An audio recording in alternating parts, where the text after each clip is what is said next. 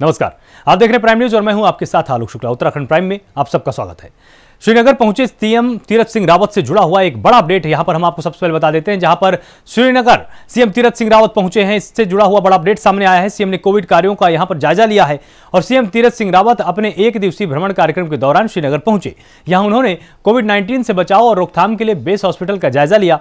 उन्होंने बेस अस्पताल श्रीकोट श्रीनगर और बिड़ला परिसर श्रीनगर में स्थापित 18 से 44 साल के लिए कोविड वैक्सीनेशन सेंटर का स्थलीय निरीक्षण किया है। साथ ही टीका लगवाने आए लाभार्थियों से बातचीत कर उनका हाल चाल भी जाना है। मुख्यमंत्री तीरथ सिंह रावत ने बेस अस्पताल श्रीकोट श्रीनगर बेस में फायर फाइटिंग कक्ष, ऑक्सीजन प्लांट, निर्माणाधीन आईसीयू कक्ष, कोविड कंट्रोल रूम आदि का निरीक्षण किया है।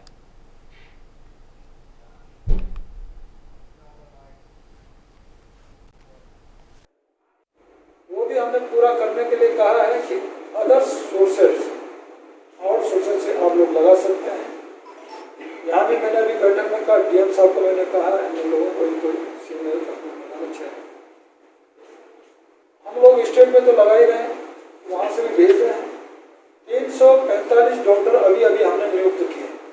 अभी मैंने पूछा कहाँ किसने ज्वाइन कर लिया, अधिकतर लोगों ने ज्वाइनिंग कर लिया, कुछ रह गए वो भी कर लिया। अभी हमने हाल ही में नियुक्ति की थी और वो नियुक्ति जो की है, मैंने कोई ब्लॉक ऐसा नहीं छोड़ा सीएचसी जहाँ की डॉक्टर न गया। पहली प्राथमिकता मेरी वो। बीजापुर में सीएम तीरथ सिंह रावत को बीजापुर हाउस में हंस फाउंडेशन ने 40 oxygen concentrators, 54 oxygen cylinder, PPE kit और अन्य सामग्री भेंट की है। इस मौके पर सीएम ने कहा कि इस सामग्री को रुद्रप्रयाग जनपद के लिए भेजा जा रहा है। जल्द ही अन्य जनपदों के लिए भी सामग्री उपलब्ध कराई जाएगी। इस अवसर पर कैबिनेट मंत्री श्री सुबोध उनियाल, कैबिनेट मंत्री श्री गणेश जोशी भी उपस्थित रहे।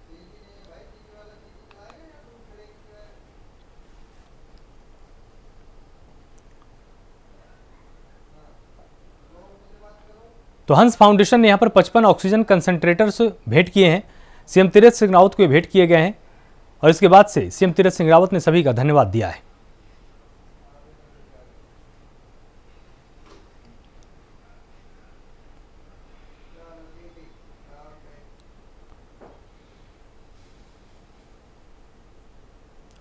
उत्तराखंड की बदहाल स्वास्थ्य सेवाओं के विरोध में कांग्रेस नेताओं ने सांकेतिक उपवास किया और कांग्रेस प्रदेश मुख्यालय देहरादून में प्रदेश अध्यक्ष प्रीतम सिंह के नेतृत्व में कांग्रेसियों ने प्रदर्शन किया है।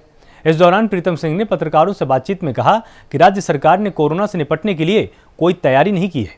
गांव-गांव तक कोरोना का संक्रमण फैल चुका है, लेकिन सरकार इस ओर कोई ध्यान नहीं दे रही, जिसके विरोध में सांकेतिक उपवास रखा गया है।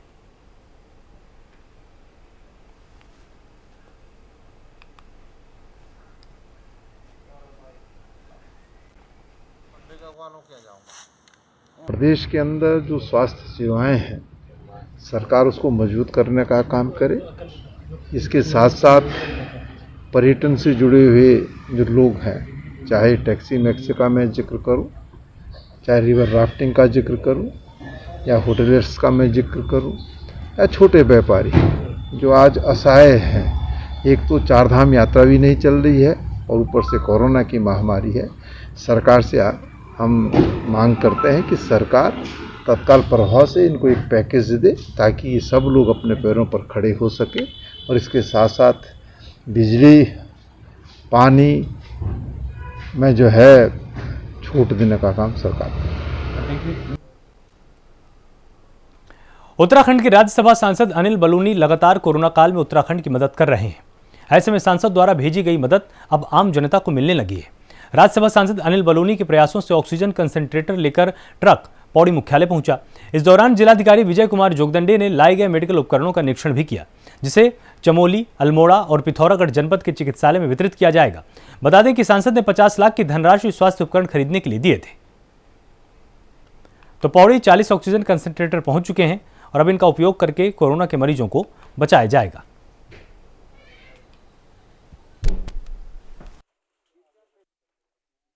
श्री अनिल बलूनी जी द्वारा हम लोग को जो है 50 लाख रुपये का धनराशि का सामग्री क्रय करने का अनुमति दिया था। उसी धनराशि से हम लोगों ने 40 इक्विपमेंट्स क्रय किया है। उसमें से 10 इक्विपमेंट जो है वो 10 लीटर्स कैपेसिटी के ऑक्सीजन कॉन्सेंट्रेटर्स हैं जो कि काफ़ी एडवांस इक्विपमेंट्स के रूप में हम उसको प्रयोग कर सकते हैं, ऐसे हैं। साथ में 30 इक्विपमेंट्स वो हैं जो 5 लीटर कैपेसिटी का ऑक्सीजन कॉन्सेंट्रेटर्स उन्होंने दिया हुआ है। साथ में उन्होंने एक 20 लीटर कैपेसिटी का एक काफ़ी एडवांस्ड एक कॉन्सेंट्रेटर अवेलेबल कराया है, जो कि एक ही समय में 10 से 12 बेड को अपनी सुविधा उपलब्ध करा सकता है। वहीं टिहरी में कृषि मंत्री सुबोध उनियाल ने सामुदायिक स्वास्थ्य केंद्र खाड़ी का निरीक्षण किया। इस दौरान उन्होंने सीएससी में ऑक्सीजन जनरेटर के लिए चयनित जगह का भी स्थलीय निरीक्षण किया है। उन्होंने बताया कि सीएससी को 100 बेड का कोविड केयर सेंटर बनाया जा रहा है। कोविड केयर सेंटर में कोरोना के बाद भी जनपद वासियों को बेहतर सुविधाएं मिलती रहे, इसके लिए अस्पताल में जरूरी उपकरणों के लिए विधायक निधि से 1 करोड़ रुपए दिए जाने की बात कही गई। कृषि मंत्री ने अस्पताल को कोविड केयर सेंटर के रूप में ढालने के लिए जरूरी सभी तैयारियों को समय से पूरा करने के लिए जिलाधिकारी को दिशा निर्देश दिए। तो कृषि मंत्री ने स्वास्थ्य केंद्र खाड़ी का निरीक्षण किया है। 100 बेड का कोविड केयर सेंटर बनेगा। विधायक निधि से 1 करोड़ रुपए दिए जाएंगे।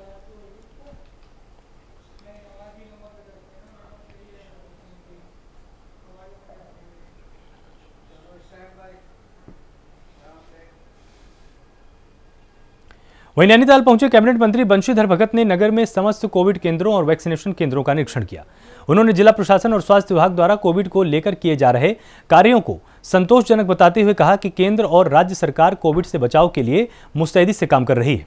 भगत ने कहा कि जनपद के दूरस्थ ग्रामीण क्षेत्रों सहित समस्त पहाड़ी क्षेत्रों में टेस्टिंग कराने के साथ ही जल्द ही शिविर लगाकर वैक्सीनेशन का काम किया जाएगा।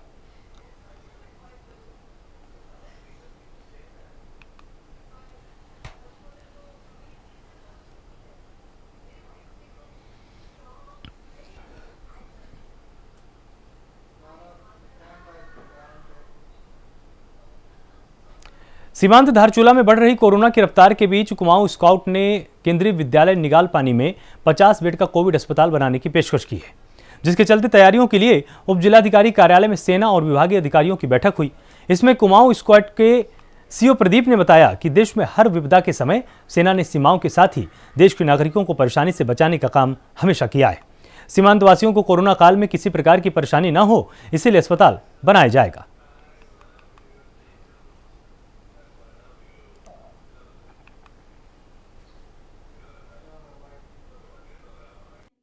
जैसा कि हम सबको विदित है कि देश में ये जो महामारी आई हुई है, जो कि पूरे विश्व में छाई है, कोविड-19 पैंडेमिक, इससे धारचूला तहसील भी अछूती नहीं है।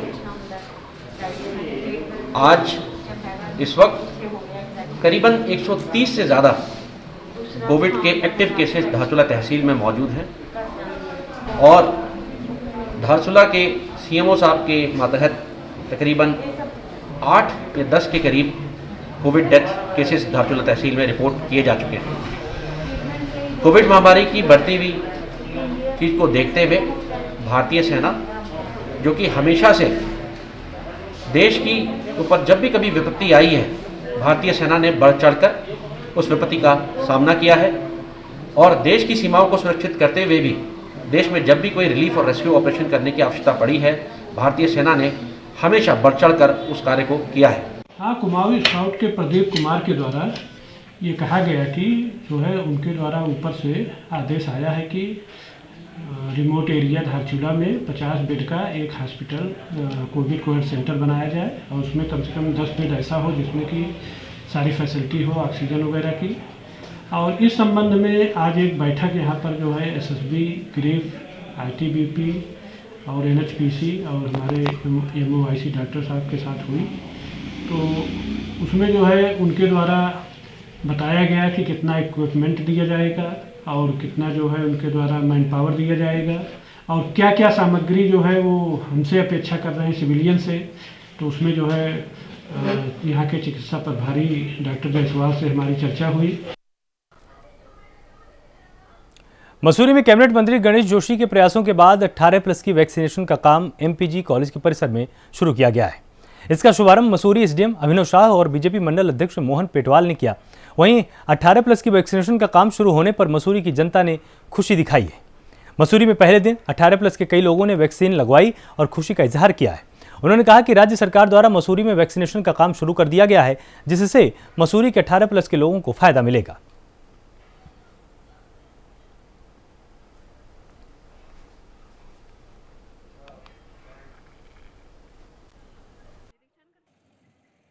पहले मैं राज्य सरकार और माननीय कैबिनेट मंत्री गणेश जोशी जी का धन्यवाद करना चाहूँगा कि मसूरी में वैक्सीनेशन 18+ की जो शुरू हुई है, बहुत अच्छा प्रयास है कि काफ़ी समय से लगे हुए थे हम लोग कि कब वैक्सीन लगेगी, परंतु यहाँ पर शुरुआत नहीं हुई थी। आज से यहाँ पर शुरुआत हो चुकी है।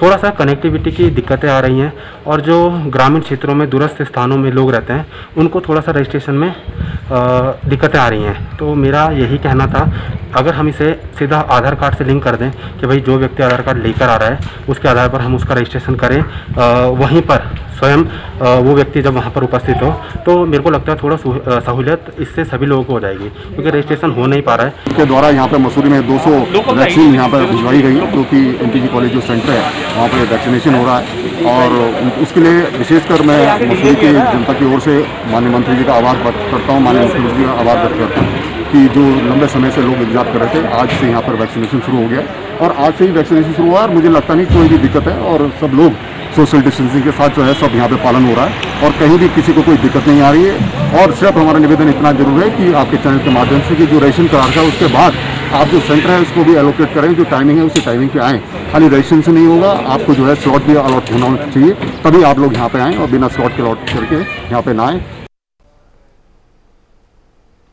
उधम सिंह नगर की डीएम श्रीमती रंजना राजगुरु ने वैक्सीनेशन केंद्र का औचक निरीक्षण किया है।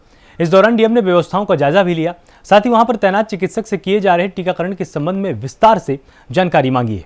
उन्होंने संबंधित अधिकारियों को निर्देश दिए कि लोगों को वैक्सीनेशन के लिए टाइम के बारे में पहले से बता दिया जाए, ताकि लोगों को कोई परेशानी न हो। उन्होंने कहा कि वैक्सीनेशन सेंटर पर सामाजिक दूरी और मास्क का विशेष रूप से ध्यान रखा जाए।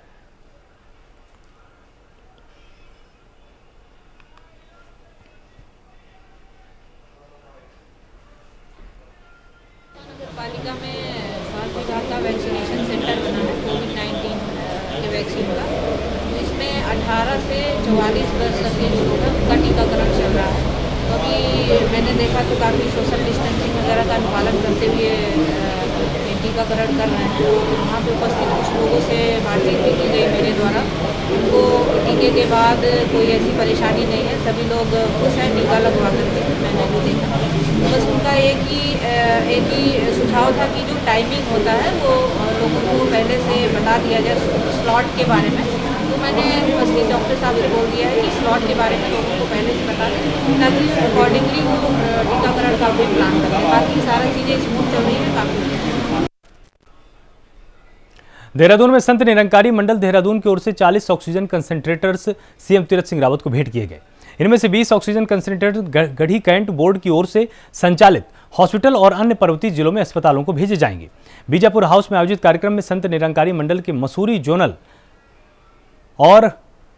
जोनल इंचार्ज हरभजन सिंह और हेमराज ने सीएम तीरथ को ऑक्सीजन कंसंट्रेटर्स भेंट किए हैं। इस अवसर पर कैबिनेट मंत्री गणेश जोशी भी उपस्थित रहे।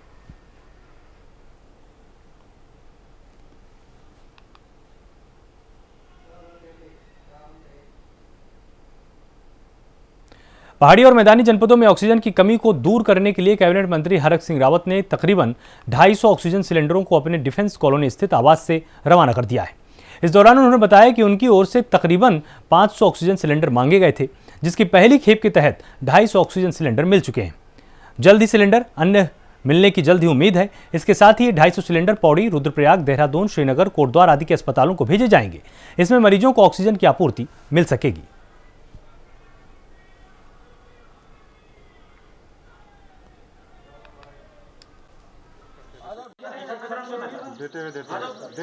हमने पौड़ी जनपद, रुद्रप्रयाग और देहरादून जनपद के लिए हमने मंगाए थे।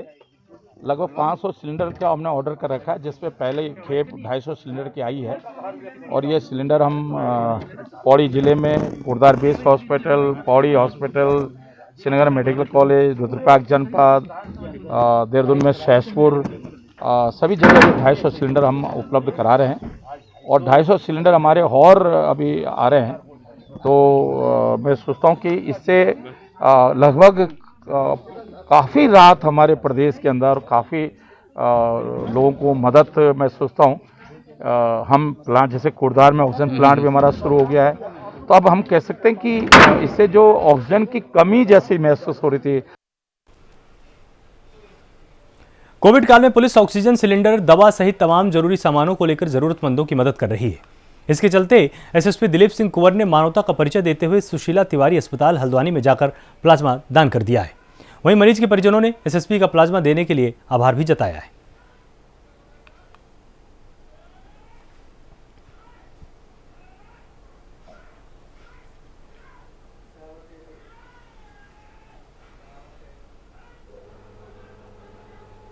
जिले में नगर पालिका परिषद जोशीमठ ने कोरोना संक्रमण की रोकथाम के लिए मुख्य बाजार, सार्वजनिक स्थलों और भीड़भाड़ वाले क्षेत्रों में संक्रमण रोधी दवाओं का छिड़काव किया है।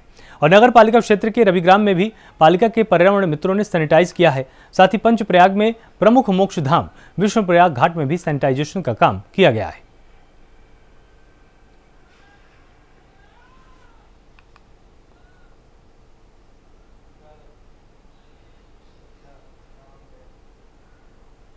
किच्छा कृषि उत्पादन नवीन गल्ला मंडी को कर्मचारियों ने पूरी तरह से बंद कर दिया है।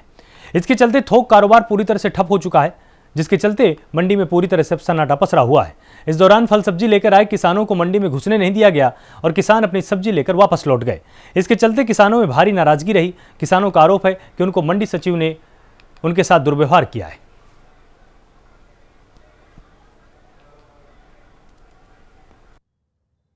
जब गेट पे मैं आया मेरे को रोका गया कि आप कहाँ जा रहे हो। मैंने मेरे साथ मेरे सामने उतार के अपना माल उतारने आया हूँ।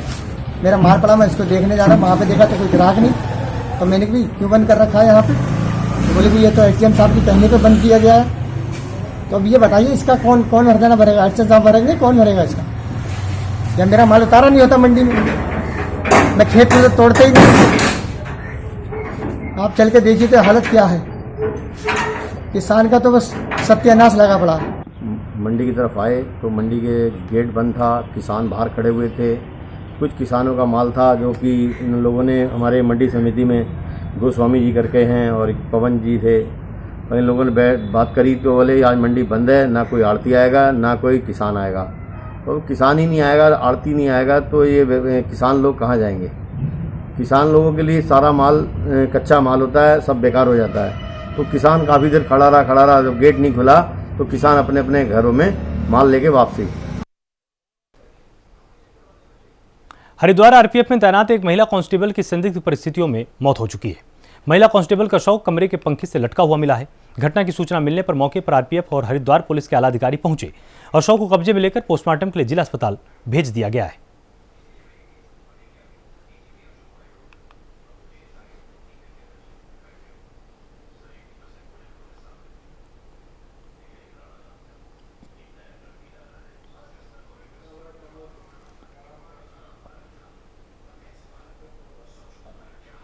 वहीं खबर चमोली से है, जहां एक तरफ पूरे राज्य में कोविड कर्फ्यू चल रहा है, वहीं अवैध शराब का धंधा रुकने का नाम नहीं ले रहा।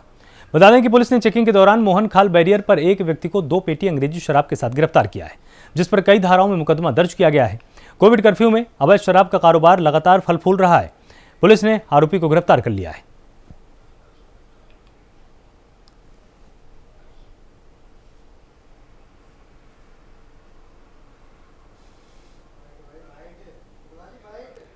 अप्रैल को थाना क्षेत्र मोहनखाल बैरियर पर एसआई देवेंद्र सिंह और चंडी प्रसाद द्वारा चेकिंग के दौरान एक व्यक्ति कुलवीर सिंह सन ऑफ जीत सिंह निवासी ग्राम पोखठा पटवारी वृत्त सिमलासू तहसील पोखरी जनपद चमोली को 2 पेटी अंग्रेजी शराब को एक कार UK 11A 5965 में अवैध रूप से परिवहन करते हुए गिरफ्तार किया गया है, जिसके विरुद्ध थाने पर अभियोग दर्ज कर कानूनी कार्रवाई की जा रही है। मसूरी में कांग्रेस के वरिष्ठ नेता और पूर्व विधायक राजकुमार ने पत्रकार वार्ता करते हुए बीजेपी सरकार पर जमकर निशाना साधा है। सरकार को कोरोना संक्रमण से निपटने में फेल बताते हुए कहा कि प्रदेश की बीजेपी सरकार ने कोरोना संक्रमण को लेकर पहले कोई तैयारी नहीं की। इसके चलते आज सबको परेशानी का सामना करना पड़ रहा है। तो कांग्रेसी नेता ने बीजेपी पर निशाना साधा है। संक्रमण से निपटने में सरकार फेल है, कोरोना को लेकर कोई तैयारी नहीं की गई है।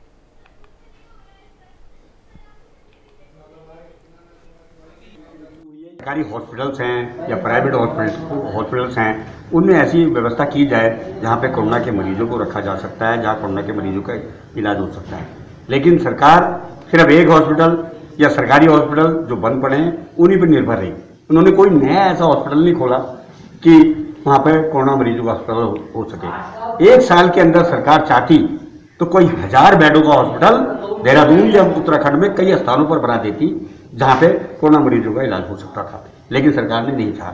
इनके पास पूरे फंड्स थे, इनके पास पैसे था, भारत सरकार इनकी अपनी थी, और हमारे 4-4.5 साल ऐसे बर्बाद किए, लोग मरने को तैयार हुए और इतने लोगों की जो मृत्यु हो गई है उनके परिवार वालों को तो इन्होंने आर्थिक मदद तक नहीं करी है, जबकि मुख्यमंत्री चाहते तो हर परिवार वालों को आर्थिक मदद।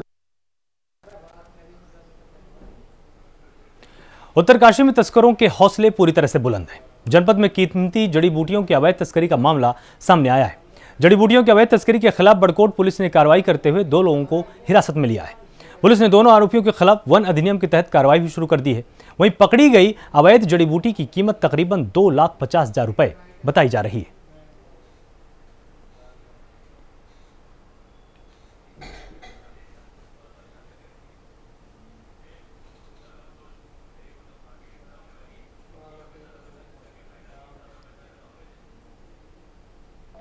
वहीं देश भर में करोड़ों श्रद्धालुओं के लिए अच्छी खबर है। बद्रीनाथ धाम के कपाट 18 मई को खुल जाएंगे। हालांकि देश में बढ़ते कोविड संक्रमण को देखते हुए 4 धाम यात्रा स्थगित कर दी गई है। स्थानीय जिलों के निवासी भी मंदिरों में नहीं जा सकेंगे। देश भर के लाखों श्रद्धालु बद्रीनाथ, केदारनाथ, यमुनोत्री और गंगोत्री धाम के वर्चुअली दर्शन कर सकेंगे। देवस्थानम बोर्ड इसके लिए जरूरी तैयारी शुरू करने जा रहा है। उत्तराखंड के पर्यटन सचिव दिलीप जावलकर ने कहा कि 4 धाम के श्रद्धालुओं को वर्चुअल दर्शन करने हेतु रूपरेखा तय की जा रही है। इससे यात्रा स्थगित होने के बावजूद श्रद्धालु बद्रीनाथ, केदारनाथ समेत 4 धामों के दर्शन कर सकेंगे। तो 18 मई को बद्रीनाथ धाम के कपाट खुलेंगे और श्रद्धालु घर बैठे वर्चुअल दर्शन कर पाएंगे।